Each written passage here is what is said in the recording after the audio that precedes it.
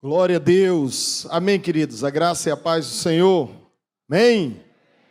Que bom estarmos aqui. Amados, queria enfatizar que no dia 20, 21 e 22 de maio, nós estaremos no nosso congresso de casais. E aqueles casais que ainda não fizeram a sua inscrição, corra, viu? Porque são vagas limitadas.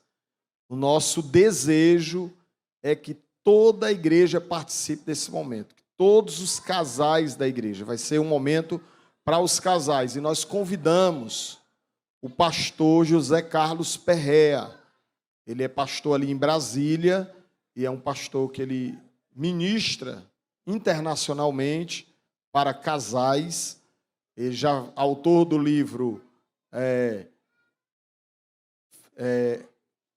diz aí, minha filha. A herança do homem sábio e as finanças do homem sábio. Flaviana me auxilia nessa hora, viu? A herança do homem sábio e as finanças do homem sábio. Então, queridos, é importante que você esteja participando desse momento. Com certeza, eu já li os 2 livros, né? Já li esses livros e é muita edificação. Quarta-feira, eu estive conversando com o pastor, quinta-feira à tarde. Eu estive conversando com o pastor José Carlos Perrea, ele está bem empolgado para estar aqui conosco, e com certeza, queridos, vai ser de grande crescimento para todos os casais. Já estamos 100 vagas, vão ser 100 vagas, vou até depois repassar aqui umas fichas para o pastor Alex Fabiano, se ele puder trazer também uns casais. Já passei ali para a Gileade do Jabuti, e nós temos aqui um bom número de casais também. Então, queridos, esteja participando conosco, que com certeza vai ser uma bênção. Terça-feira temos o nosso culto de oração. Nós vamos abrir o espaço também para testemunhos. Tivemos aí 12 terças-feiras de oração com propósito, e eu sei que tem muitos irmãos que têm alguns testemunhos aí para contar. Então, a oportunidade vai ser terça-feira agora. Então, participe conosco, amém? Sem mais delongas, eu quero aqui apresentar o pastor Alex Fabiano, juntamente com a sua esposa. Eles são bem-vindos no meio de nós, queridos, amém? Glória a Deus. Como é que nós recebemos? Pode sempre, glória a Deus. Pastor Alex é um pastor da convenção, pastor da Gileade ali do José Valta, uma bênção. Temos sempre caminhado juntos e para nós é um motivo de alegria e de honra recebê-los, tanto ele como a sua esposa aqui na igreja. Eu quero passar a palavra para que ele venha ministrar aquilo que o Senhor tem colocado no seu coração. Amém?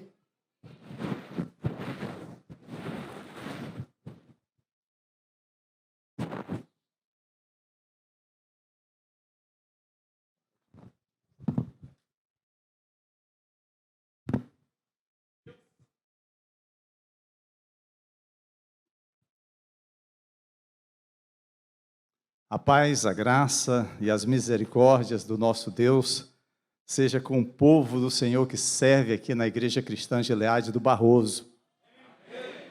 Nós trazemos a saudação fraternal da Igreja Gileade ali no José Walter, a qual eu tenho a alegria de servir como pastor. Agradeço aí o convite que o pastor Sérgio nos fez, meu amigo, companheiro de ministério, e também de serviço público, né? Eu peço a misericórdia do Senhor e a compreensão dos irmãos por nessa noite me permitirem substituir aqui o vosso pastor e a ele, que nos dá essa confiança de estar subindo aqui no altar da Gileade do Barroso para ministrar a palavra de Deus. Eu queria iniciar fazendo uma oração. Eu sei que as nossas vidas estão nas mãos do Senhor e todo aquele que aqui sobe para ministrar a palavra do Senhor tem a responsabilidade de trazer o bom alimento da palavra de Deus na unção do Espírito Santo. E se não for o Espírito Santo nas nossas vidas, o que seria de nós? Tanto estes que aqui estão ministrando a palavra, quanto vocês que estão ouvindo. É o Espírito Santo que age nos nossos corações e nas nossas mentes. Pai querido e amado, Deus Todo-Poderoso, nessa noite, Senhor, eu quero te louvar, te agradecer, ó Deus, pelo privilégio de estar na tua casa, Obrigado, meu Deus, por cada um dos teus filhos, Senhor, que veio a este lugar para ouvir aquilo que tu tens preparado, Senhor. Ó Pai, quer seja através dos louvores que aqui já foram entoados, quer seja, Senhor Deus, pela tua palavra, Senhor, a tua palavra, tuas escrituras, fala aos nossos corações, em nome de Jesus. Que teu Espírito Santo tome cativo todo pensamento, aquieta, Senhor, a nossa mente, para estarmos ligados aos céus, em nome de Jesus, é que eu te oro, te louvo e te agradeço, amém e amém. Glória a Deus. Queridos, nessa noite eu quero ministrar sobre o tema as escolhas que fazemos. Muitas pessoas descrevem a vida como uma série de escolhas. Desde muito cedo nós passamos a escolher. Algumas vezes isso acontece de forma parcial, nós nem sempre temos o poder da decisão em tudo na nossa vida. Obviamente, há momentos em que as nossas vidas são impactadas por coisas que não escolhemos. Podemos, por exemplo, estar sentados no nosso carro em um sinal vermelho e alguém vir e chocar-se contra o nosso veículo. Ou mesmo a doença que afeta o nosso corpo e temos pouca escolha sobre as consequências advindas.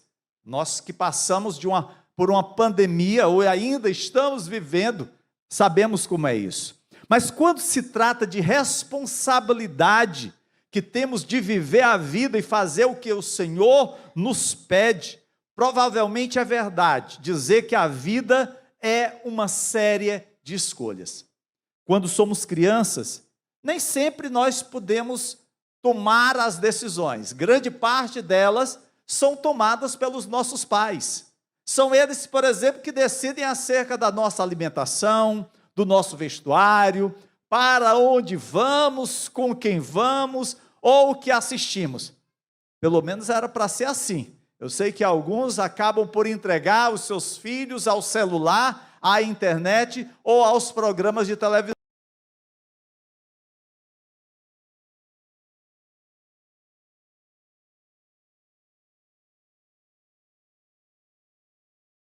Todos nós sabemos, por exemplo, que quando na puberdade, na adolescência, na juventude, na fase adulta, à medida que o tempo passa, nós passamos a tomar as diretrizes da nossa vida nas nossas mãos, ou pelo menos aparentemente o fazemos. A partir desse período, as escolhas cada vez mais são feitas por nós, mas as escolhas elas são colocadas diante de nós e todos os dias nós somos confrontados com uma miríade de decisões. A hora que nós vamos acordar, o que vamos tomar no café da manhã, para onde iremos, se vamos para o trabalho, para a faculdade, para a escola, vamos permanecer em casa, que atividade vamos executar, como vamos realizar. É certo também que algumas dessas atitudes ou dessas decisões, elas acabam entrando numa rotina, quer seja uma decisão que se torna habitual, por exemplo, ao acordar, nós comumente escovamos os dentes. Isso aconteceu ainda na nossa infância, quando os nossos pais nos ensinaram que uma das primeiras coisas a fazer, a realizar, seria o hábito da higiene bucal. E essa decisão, ela se torna habitual. Mas também existem decisões, escolhas que são impulsivas, que acontecem no momento, alguma situação inesperada, por exemplo, você se vê numa situação de ser assaltado, e cada um vai reagir a essa situação de uma forma diferente. Alguém pode chorar, outro pode querer correr, outro pode até querer sair no braço com o assaltante, outro simplesmente vai entregar tudo, que eu acredito que deva ser a melhor coisa a fazer, principalmente quando se tem uma arma apontada para você. Queridos, mas nós vivemos tomando decisões, e muitas das decisões que nós tomamos têm consequências. Consequências que podem ter uma conotação para a eternidade. Nesta noite nós meditaremos no exemplo de uma mulher que teve diante de si a maior escolha, a mais importante decisão de sua vida. Daí nós escolhemos como título da nossa mensagem de hoje, órfã, a quase. Pode parecer um pouco estranho esse título, mas eu espero que até o final vocês tenham entendido porque nós o escolhemos. Espero que o Espírito Santo de Deus o ajude a tomar as melhores decisões de sua vida. Por isso quero convidá-la a abrir sua Bíblia comigo no livro de Ruth, capítulo 1, e acompanhar a leitura da palavra de Deus a partir do versículo 1.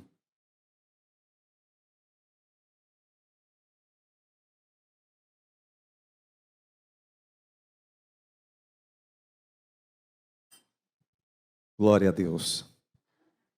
Diz assim a palavra do Senhor: nos dias em que julgavam os juízes, houve fome na terra, e um homem de Belém de Judá saiu a habitar na terra de Moabe, com sua mulher e seus 2 filhos.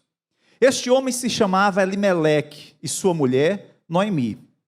Os filhos se chamavam Malom e Quilion, efrateus, de Belém de Judá.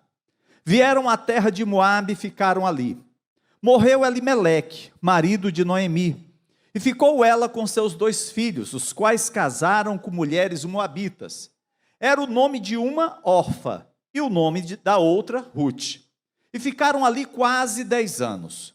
Morreram também ambos, Malom e Quilion, ficando assim a mulher desamparada de seus 2 filhos e de seu marido. Então se dispôs ela com as suas noras e voltou à terra de Moabe, porquanto nesta ouviu que o Senhor se lembrara do seu povo, dando-lhe pão. Saiu, pois ela com suas 2 noras do lugar onde estivera, e indo elas caminhando de volta para a terra de Judá, disse-lhes Noemi: ide, voltai cada uma à casa de sua mãe, e o Senhor use convosco de benevolência, como vós usastes com os que morreram e comigo. O Senhor vos dê que sejais felizes, cada uma em casa de seu marido. E beijou-as.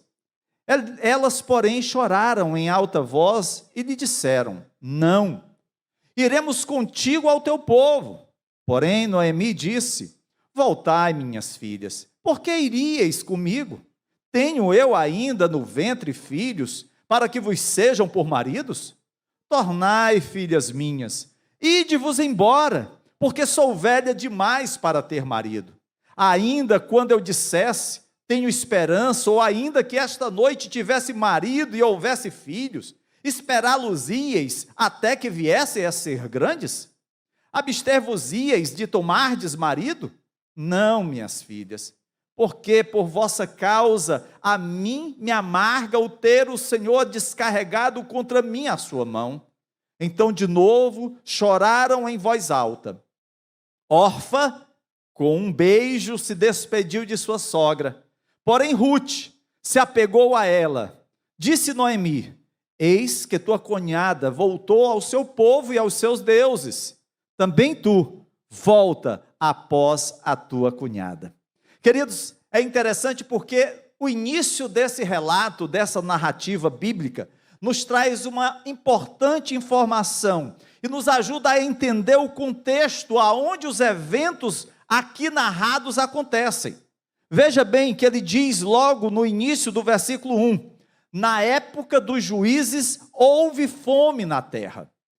É importante a gente perceber que quando a narrativa fala aqui na época dos juízes, se reporta exatamente ao período que está descrito no livro de Juízes, um período muito difícil e muito turbulento na história de Israel.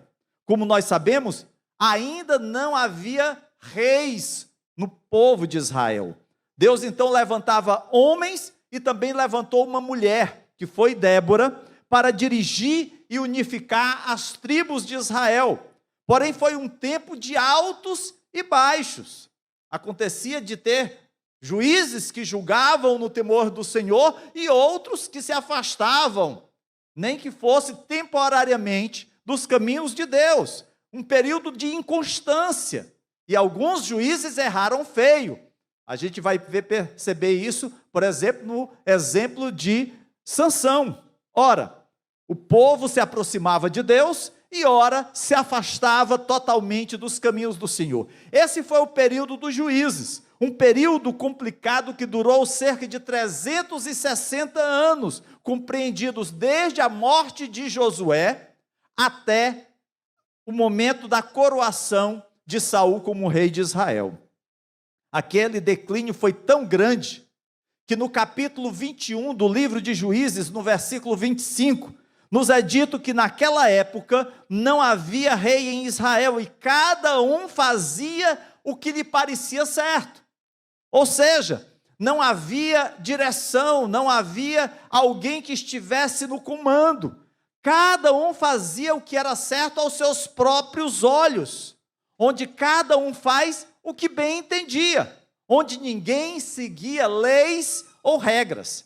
Era isso que estava acontecendo em Israel, era isto que estava acontecendo no período em que o livro de Rute foi escrito. E começa exatamente com uma história de fome na terra de Israel. Os estudiosos dizem que esse declínio espiritual, esse período de rebeldia, esse período em que o povo tantas vezes passava por um momento de inconstância em servir a Deus, fez com que Deus permitisse que os exércitos inimigos, por exemplo, invadissem Israel. E a gente vai ver isso costumeiramente narrado no livro de Juízes. Mas não somente a questão de exércitos invadindo, mas também períodos de seca, de escassez. E é exatamente nesse período em que o povo estava distante de Deus, em que o Senhor pesa a sua mão sobre Israel, que há um período de fome, de seca, de miséria sobre Israel. E é nesse momento que Elimeleque, residente em Belém, ele parte de seu país para Moabe, ele soube que ali havia fartura, e ele então toma sua esposa e seus 2 filhos e vai. É interessante porque o nome Elimeleque tem o sentido de que Deus é meu rei. E a gente esperaria que Elimeleque fizesse justo juízo do seu nome, né? Fizesse jus ao seu nome e confiasse no governo de Deus sobre a vida dele e de sua família, mas não é isso que nós vemos, pelo contrário, nós vemos Elimeleque fazendo o oposto. Ele toma decisões por si mesmo, ele não consulta ao Senhor, ele não ora a Deus, ele toma as rédeas da sua própria vida como se Deus não existisse.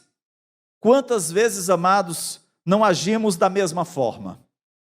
Queremos fazer aquilo que entendemos como certo, pois achamos que Deus se esqueceu de fazer.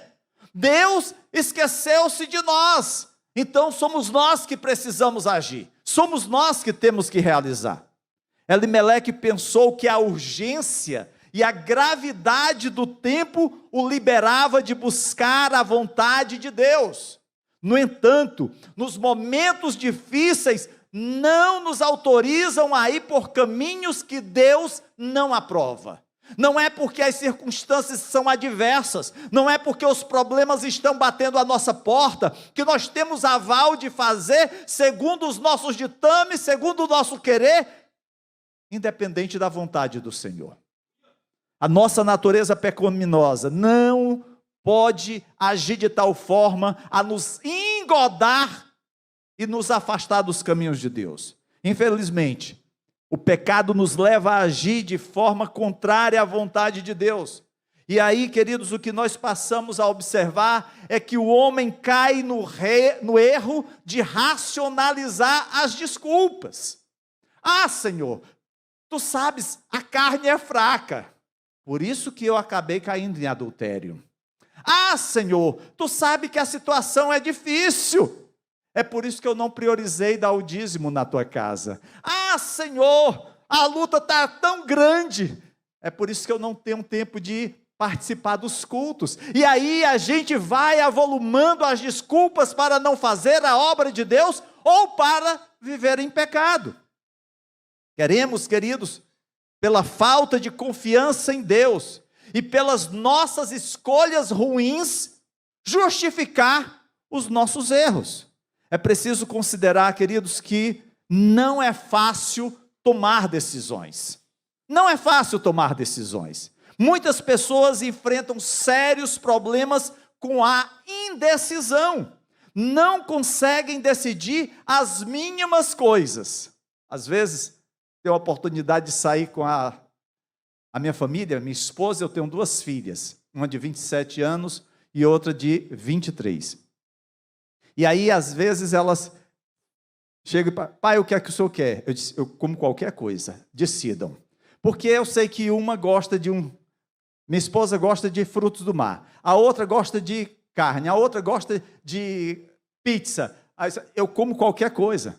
Mas, queridos, às vezes nós precisamos nos posicionar. Às vezes nós precisamos tomar decisões. E eu, quando falo isso, às vezes me refiro também até mesmo com relação à vida espiritual.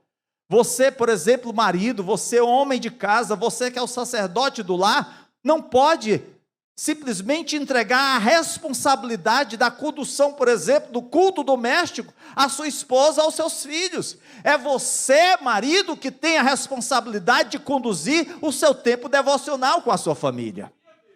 Precisamos entender, amados, que na nossa vida nós temos decisões a serem tomadas, decisões que podem mudar a nossa eternidade. E se você que está nos visitando, você que está nos acompanhando no canal no YouTube, ainda não tomou a decisão por Cristo, eu quero te dizer nessa noite que essa é a maior e mais importante decisão que você precisa tomar. Não pode ser adiada. Não pode ser deixada para depois.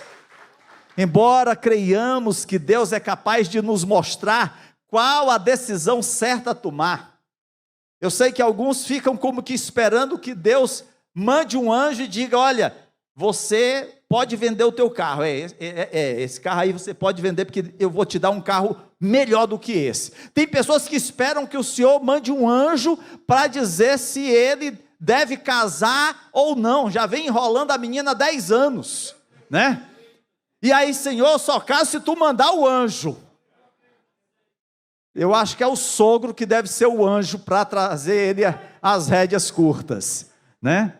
Queridos, nós precisamos entender que nós precisamos orar. É lícito buscar a Deus em oração, mas nem sempre Deus vai te dar a resposta de uma forma como você gostaria de ter, no sentido de ter um anjo te visitando, ou que Deus te traga uma palavra nas madrugadas, em sonhos. A maior resposta de Deus para a sua vida e para a minha vida, queridos, ela se encontra nas nossas mãos, que é a palavra de Deus. O problema é que tem muitos que estão cegos, não querem ler a palavra de Deus, estão surdos, não querem ouvir a palavra de Deus, e aí depois dizem assim: ah, Senhor, tu não falas mais comigo. Precisamos, queridos, deixar a preguiça. Anualmente a gente lança o desafio na igreja de fazermos a leitura bíblica anual, de lermos diariamente a palavra do Senhor, mas são poucos aqueles que assumem o compromisso nos primeiros dias do ano para concluí-lo ao final de um ano. A gente vai relevando, o tempo parece que vai encurtando, as tarefas parecem que vão aumentando, e a gente tem tempo para tudo. Passa horas e horas com o dedo lá no celular, olhando as notícias do Instagram, as matérias do YouTube, vendo as novidades do Facebook, e não tem tempo para ler a palavra de Deus, para buscar ao Senhor em oração, para estar na casa do Senhor. Tudo é fácil para ser justificado. Deus se revela em sua palavra. É na palavra de Deus que nós encontramos, queridos, o caminho na hora de tomarmos as decisões, seja na área que for, com relação a casamento, com relação a finanças, com relação a estudo, com relação a ministério. Deus nos fala na sua palavra. O problema é que nós queremos assim: olha, eu queria encontrar um versículo em que Deus dissesse assim: olha, Alex, você tem que fazer isso, isso e isso. Mas são tantos os exemplos, Deus tem trazido as suas verdades ao nosso coração.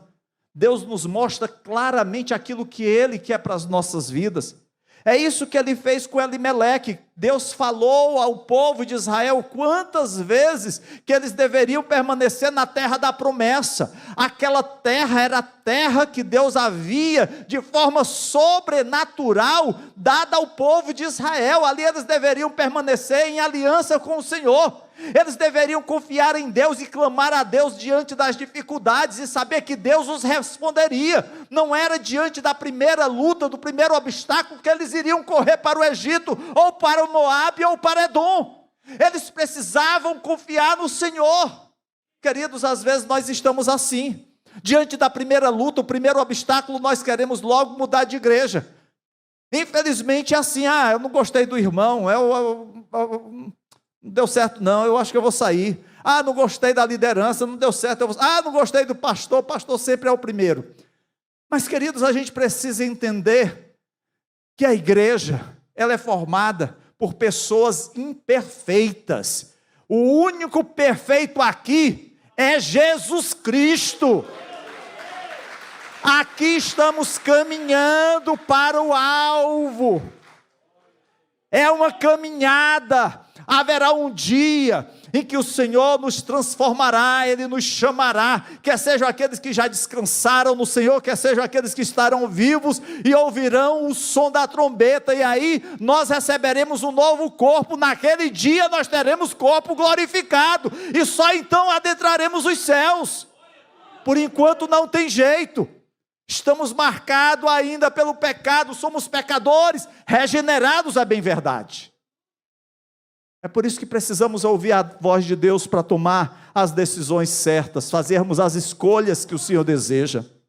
Queridos, nós observamos que quando Elimeleque decide ir com a sua família para Moabe, nós nos lembramos de algumas coisas interessantes sobre os moabitas.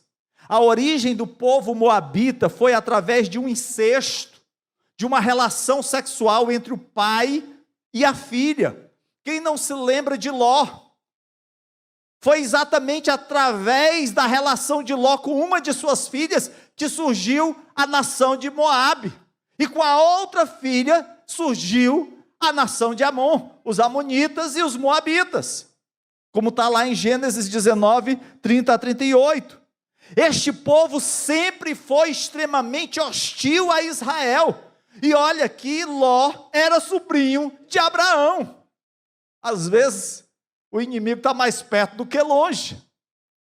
Quando os hebreus saíram do Egito para Canaã, eles contrataram o profeta Balaão para proferir maldições contra Israel. Os moabitas contrataram Balaão para amaldiçoar Israel, mas Deus tornou em bênção, porque o povo de Israel é a menina do Senhor. O povo do Senhor, a igreja do Senhor, você é propriedade exclusiva de Deus, ninguém te toca. Você foi comprado por um alto preço.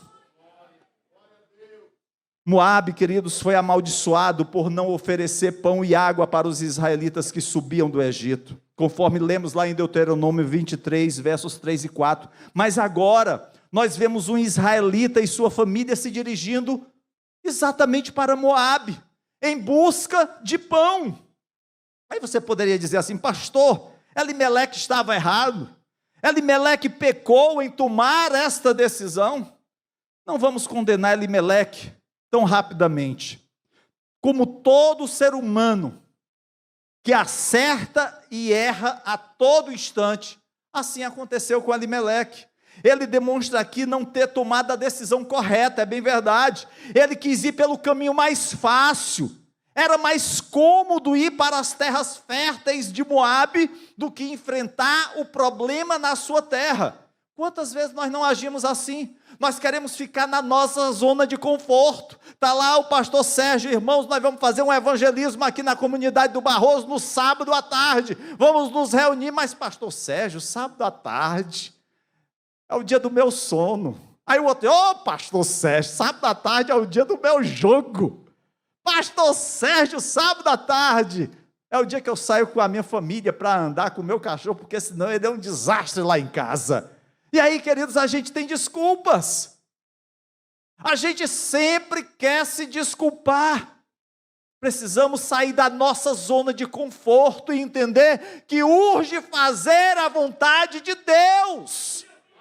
Nós não podemos, amados, achar que estamos aqui em busca de felicidade segundo os padrões do mundo. Nós estamos aqui de passagem, a nossa felicidade é eterna, é na glória. Nós não podemos, amados, nos envolver com o que é passageiro.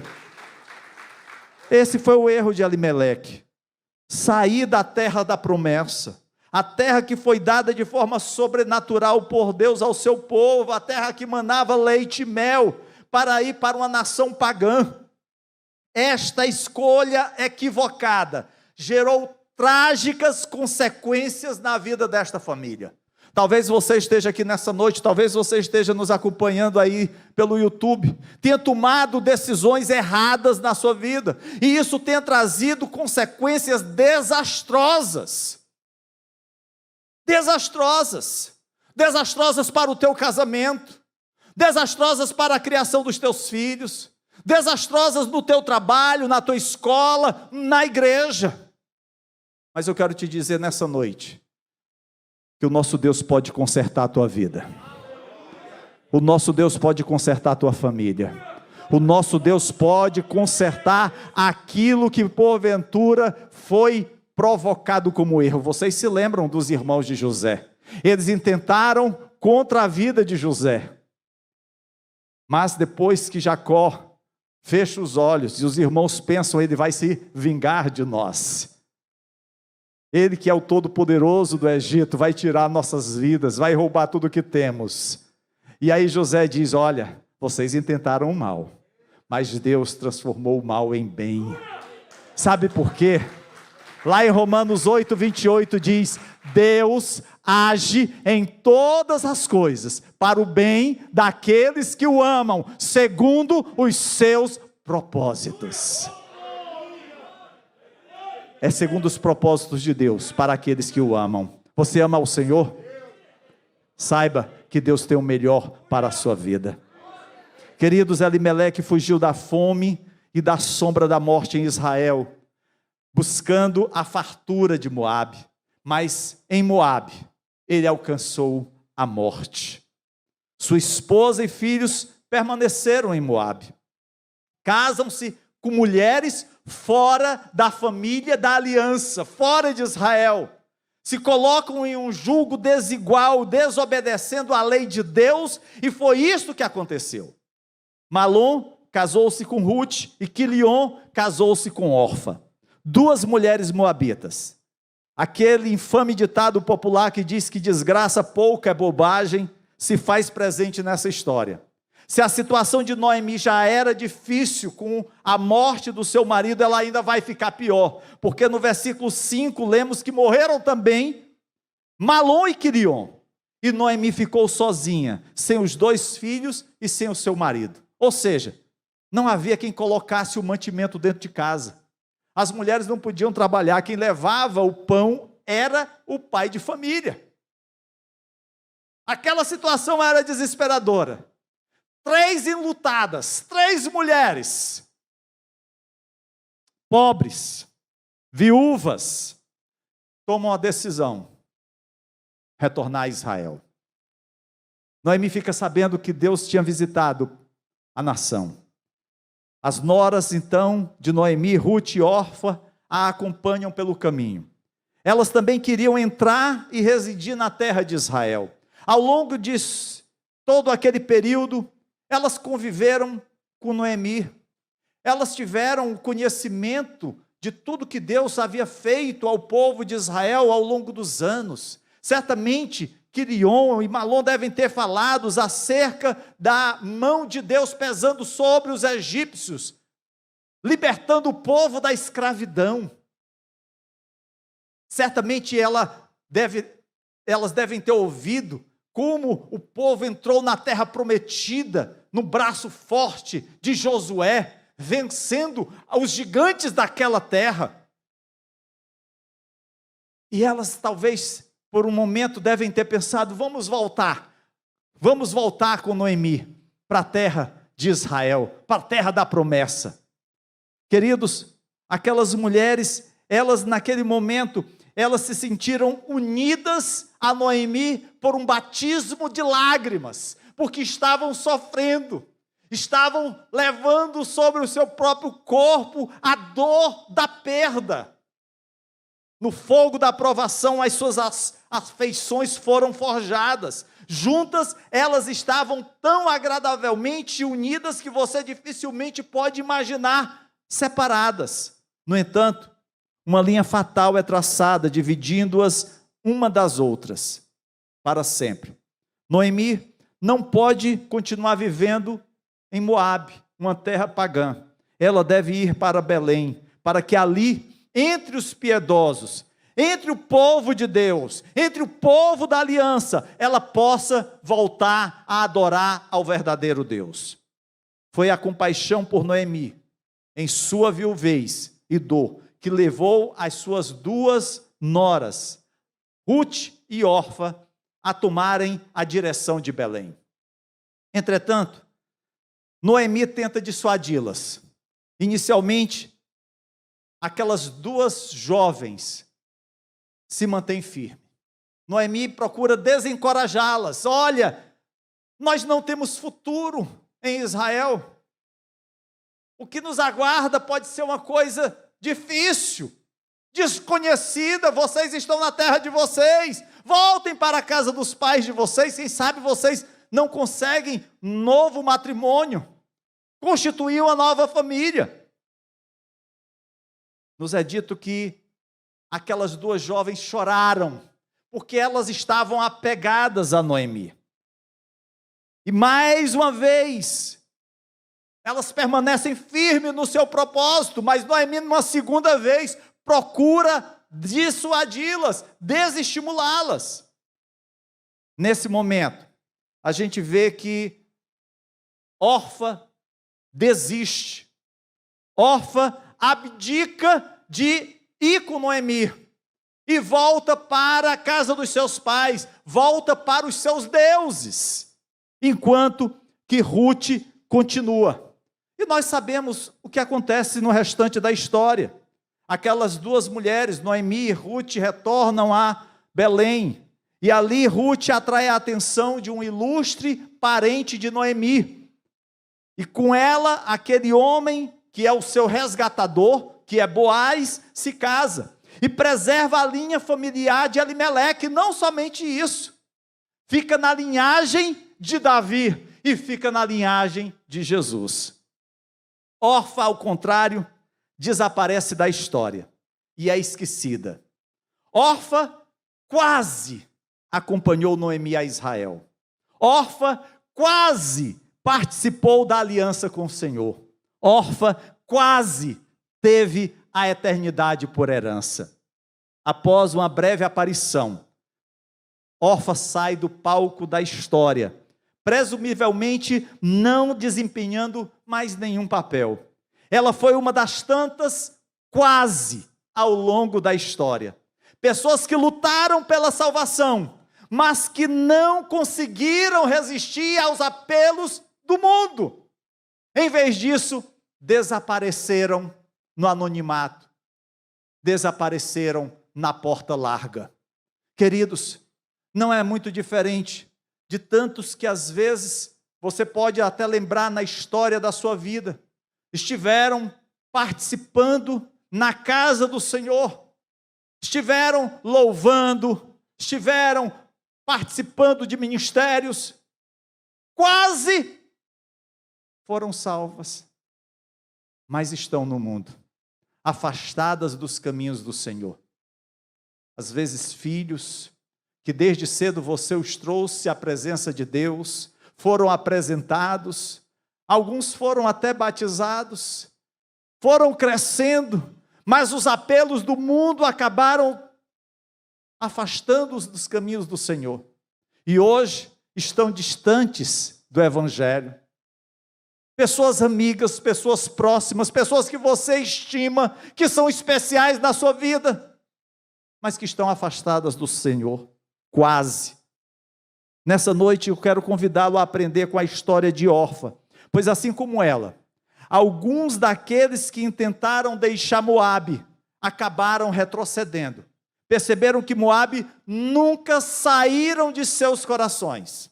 Pessoas que talvez tenham, num momento, tomado a decisão para vir à igreja, tenham levantado a mão diante do apelo do pastor Sérgio, tenham vindo à frente e receberam a oração dos presbíteros, até mesmo tenham descido as águas batismais, mas o mundo nunca saiu dos seus corações, e voltaram para o mundo. Em nossos dias, há pessoas como Orfa, ouviram falar do Deus verdadeiro, convivem com pessoas que são discípulas de Cristo, no entanto, a fraqueza e o medo logo se fazem desistir no caminho estreito, não tomam a sua cruz, não seguem a Cristo, são como aquelas sementes, que são lançadas entre as pedras, até chegam a brotar, mas as raízes não conseguem penetrar, e logo secam. Essa realidade, queridos, acompanha a igreja desde os seus primeiros dias, quando muitos dos que se tornaram seguidores, discípulos de Jesus, fugiram, desistiram com o início das perseguições. Todavia, a graça muitas vezes toma conta do coração mais duro e do caráter mais desagradável e transforma num verdadeiro discípulo de Cristo, e eu sou o exemplo disso. Foi pela misericórdia de Deus, foi pela graça salvadora do Senhor, que me alcançou com laços de amor. Talvez você também possa testemunhar acerca daquilo que Deus fez e está fazendo na sua vida. Não é mérito seu, não são os seus belos olhos, não é a sua inteligência, não é a sua conta bancária, é o amor de Deus por você. É isso que faz toda a diferença. Eu não duvido que Cristo pudesse ter encontrado outros pescadores naturalmente mais nobres e talentosos do que Pedro, mas não havia ninguém por cuja conversão ele pudesse magnificar mais gloriosamente a graça do Pai, a não ser na vida daquele homem que foi Pedro. Quantos, como Orfa, têm apreço pela igreja, sentem-se bem na companhia dos irmãos e ainda assim nunca se tornam cristãos. São pessoas que regularmente vêm à igreja, gostam dos cânticos que aqui são entoados, ficam até mesmo alegres com a palavra que é pregada, mas quando lhes é feito o convite da decisão, da maior escolha de suas vidas, se desculpam. Quem sabe no próximo domingo, quem sabe quando eu me aposentar, quem sabe quando eu crescer, e aí cada um vai dando uma justificativa, e aí me vem sempre aquela parábola daquele homem, que olha para a sua propriedade, e vê que vai ser uma grande colheita, e ele vai e derruba os seus celeiros, constrói celeiros maiores, e aí ele toma tudo aquilo que ele produziu, enche os seus celeiros e diz: vai minha alma, regala-te, aproveita. E o Senhor vai e diz: louco, hoje será pedida a tua alma, o que é que tu tens? Queridos, são muitos que estão nessa mesma situação, pessoas que estão olhando para o mundo, achando que as conquistas, que as vitórias que o mundo possa lhe dar, são duradouras. Não, ao contrário, são passageiras. Tudo isso passa, mas o que é eterno é o amor de Deus por aqueles que o confessam como Senhor e Salvador de suas vidas. É por isso que João, lá no capítulo 3, verso 16, diz: porque Deus amou o mundo, Deus amou a ti, a você e a mim, de tal maneira que deu o seu Filho unigênito, para que todo aquele você que confessou a Jesus, tenha vida eterna. Não é promessa vazia, não é promessa lançada ao vento, é promessa do Deus vivo, e a promessa do Senhor se cumpre. Queridos, quantos, como órfã, estão vivendo essa situação, sabem chorar, mas não sabem orar. A sua delicadeza de sentimentos leva às amizades do mundo, mas não à comunhão com Deus. Podem amar a todos, menos a Jesus, que é totalmente adorável. Todas as outras tristezas rasgam o seu coração, mas eles não são tocados pelas aflições de um Cristo que na cruz se ofereceu por amor a eles. As boas notícias os enchem de entusiasmo, mas as boas novas de salvação, de alegria, não agitam a sua alma. Vivem ansiosos para fazer o que é certo, o que é politicamente correto, mas roubam a Deus não sendo fiéis. Agradecidos pelos menores favores, mas não voltam para aquele que arrancou a última gota de sangue de seu coração para livrá-los de descer a cova. Quem não se lembra quantas vezes Deus, o Senhor Jesus, não realizou curas, e alguns simplesmente não retornavam para agradecer. Mas, queridos, por estes que voltam, por esses que percebem o grande amor de Deus, por esses que tomam a escolha, a maior decisão de suas vidas, é que Deus faz-nos presente em todos os momentos da nossa vida. É por isso que nós podemos dizer como salmista: ainda que eu ande pelo vale da sombra da morte, é o Senhor que está conosco. A sua vara é o Senhor que nos puxa à sua presença quando estamos prestes a despencar no desfiladeiro. É o Senhor que cuida, que cura as nossas feridas quando estamos marcados pelas pedras pontiagudas. Queridos, a história de órfã me impressiona com a verdade de que há muitos que começam bem, mas depois de um tempo mudam de ideia e voltam atrás. Quando essas 3 mulheres enlutadas partiram de sua casa em Moabe, havia tanto probabilidade de Orfa quanto de Ruth chegar a Israel. Mas, enquanto Ruth continua na jornada acompanhando a sua sogra Noemi, Orfa, depois de um tempo, ficou desanimada e voltou atrás. Essa é a história de muitas vidas. Pessoas que desanimaram, pessoas que se cansaram, pessoas que não permaneceram nos caminhos de Deus. E aqui, queridos, a gente vê um contraste entre Ruth e Orfa. Todavia, é preciso entender que havia coisas muito incomuns entre elas. Ambas eram mulheres moabitas.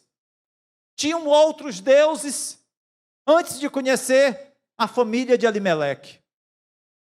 Ambas estavam relacionadas com Noemi da mesma maneira. Noemi era sua sogra.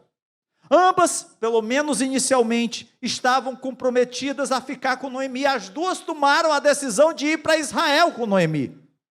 Estavam viajando com ela, se dirigindo à terra da promessa. Ambas as mulheres inicialmente se recusaram a atender à exortação de Noemi para que retornassem à casa de seus pais e aos seus deuses.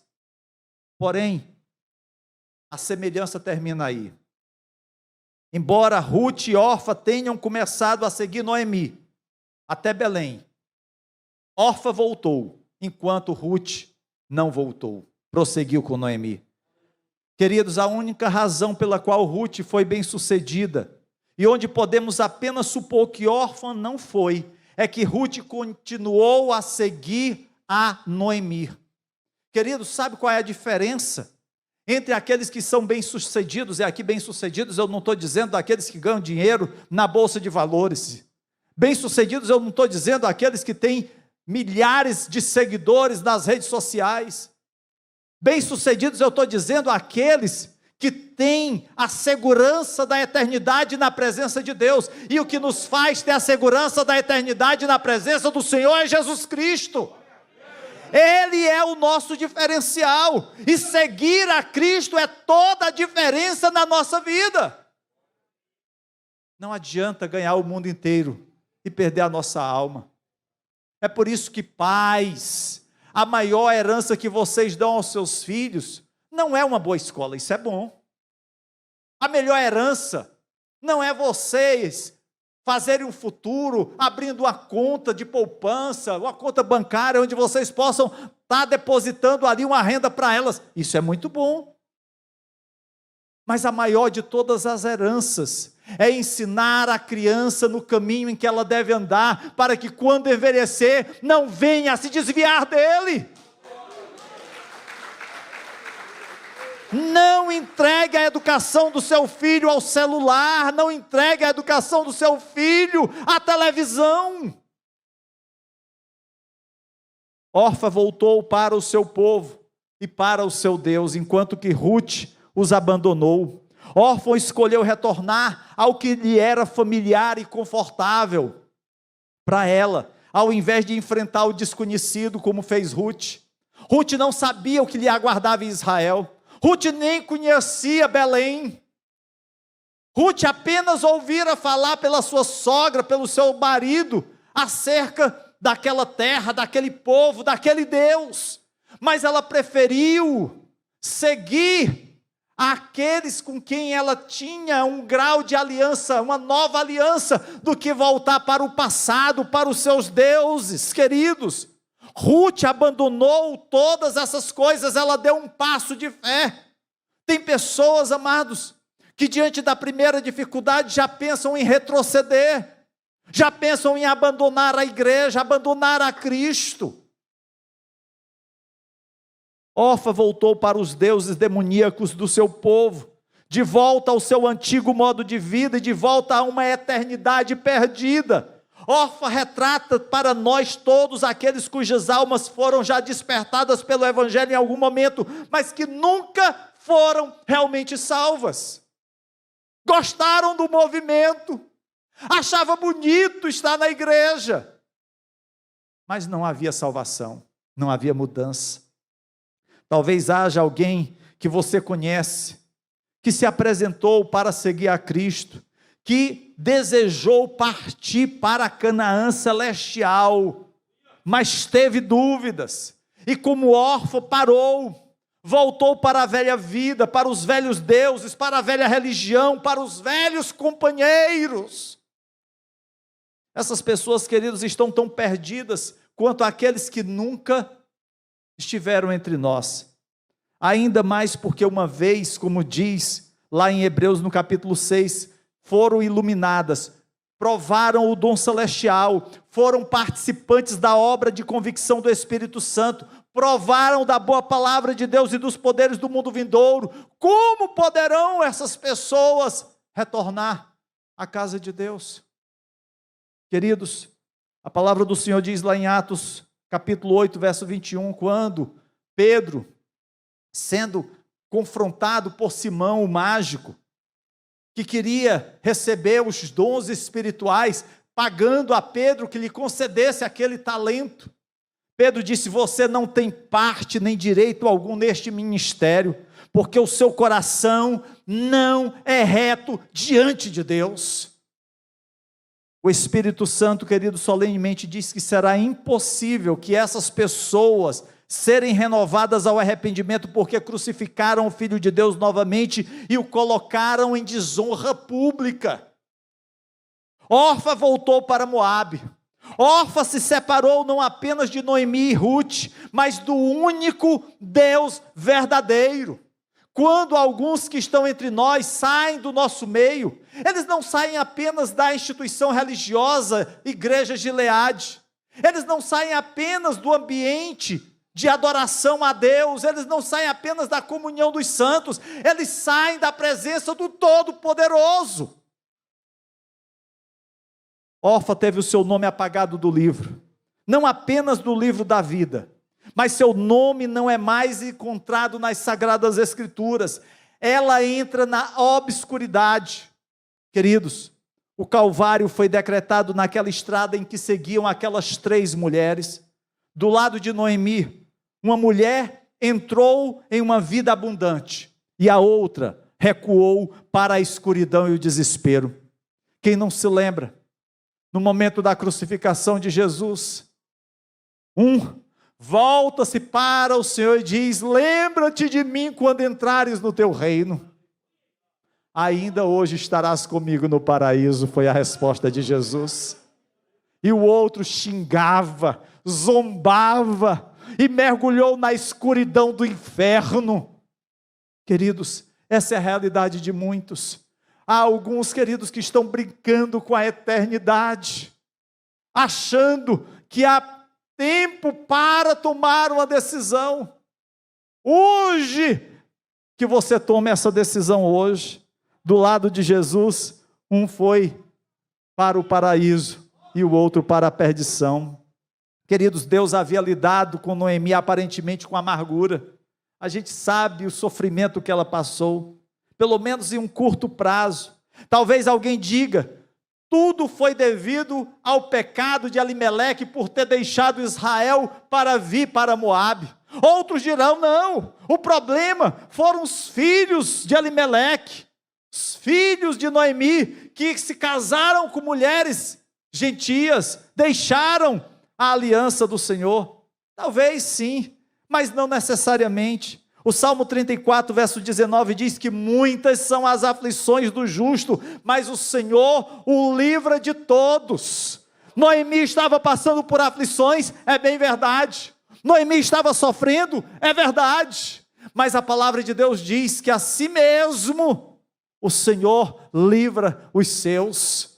Eu não sei as dores, as lutas, os problemas que você está enfrentando, seja na área afetiva, na área profissional, na área acadêmica, na saúde, mas eu quero te dizer que o mesmo Deus que um dia te alcançou com o seu perdão, é o mesmo Deus que está contigo todos os dias, todos os momentos. Ele não te desampara, Ele é o teu socorro.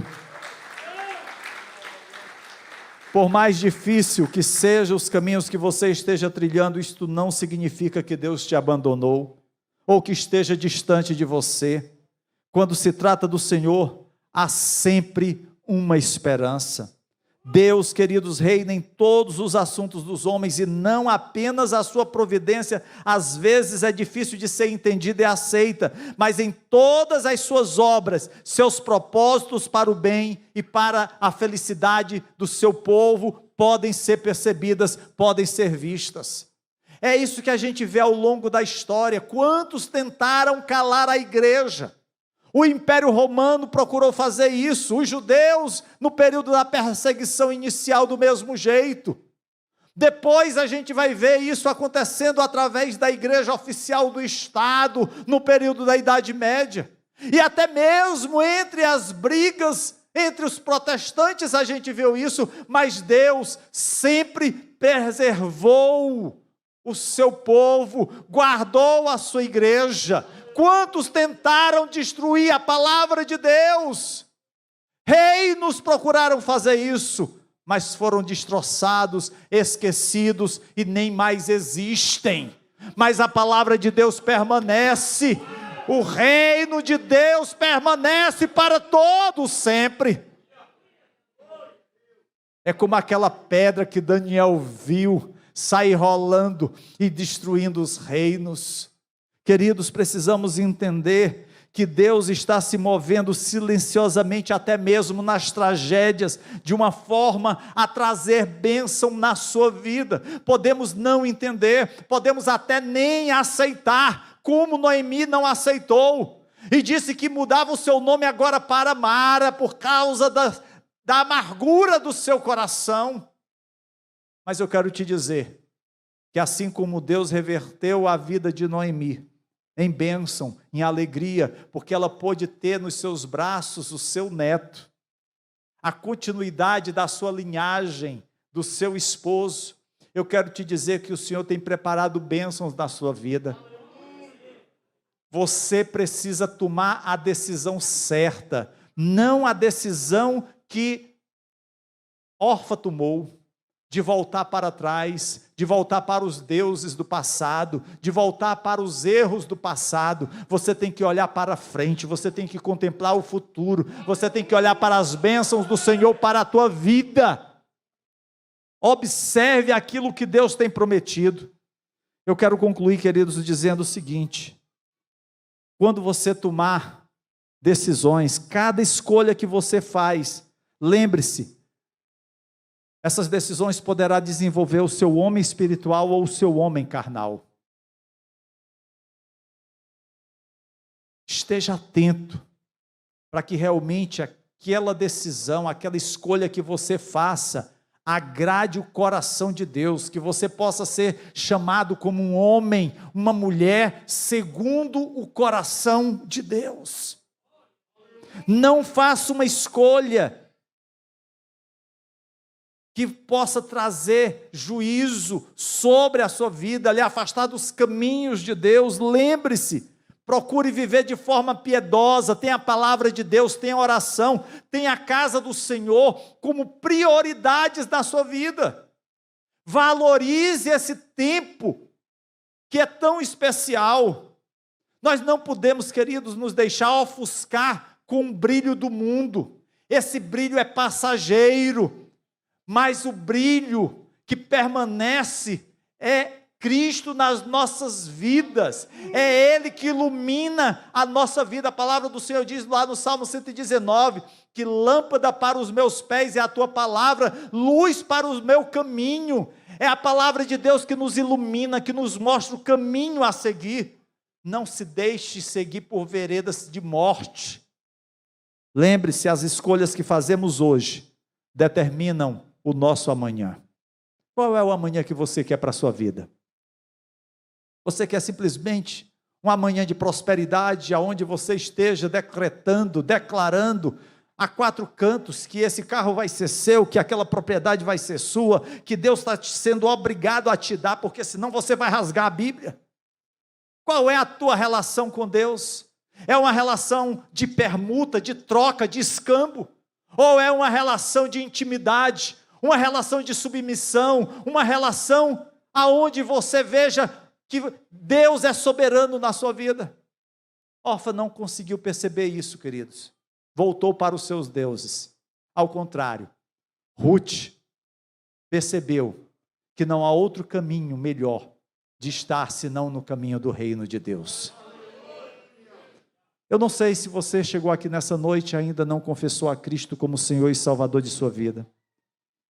Mas eu quero dizer, se você está no caminho errado, por causa de uma má escolha, Deus pode reverter essa escolha errada no caminho certo.